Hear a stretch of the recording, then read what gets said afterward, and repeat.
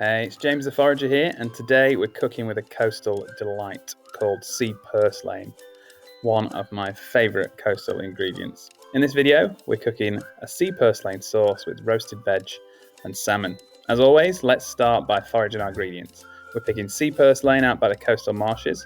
We do have a full video, full ID guide for this on the website and our channel as well.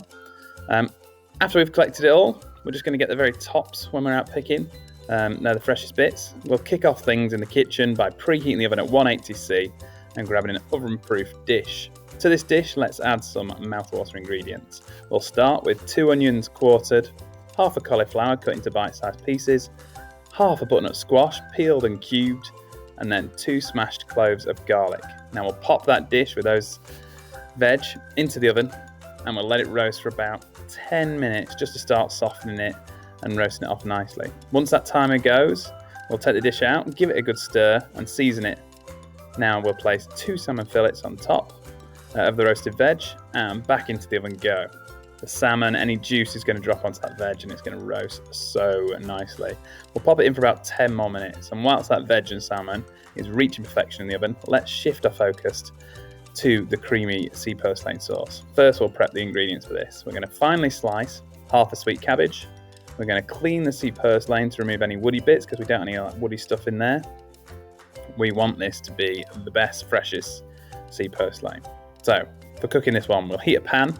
No oil needed for this one. We'll add a tiny bit of water and then we'll chuck in the sliced cabbage. We'll let it soften for literally just a minute.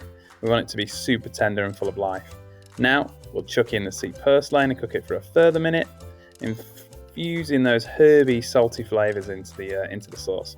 We'll turn off the heat and we're going to chuck in 4 teaspoons of any sort of boursin style soft garlic and herby cheese. Give it a really thorough stir through, and don't forget to season it with some pepper.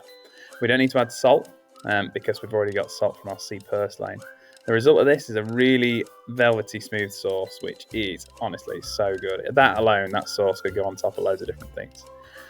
Right, all cooked, pretty much ready. We're going to remove the roasted veg and salmon from the oven, top it off with our Sea Purslane creamy sauce, and for the extra touch, we're going to adorn it with a couple of capers.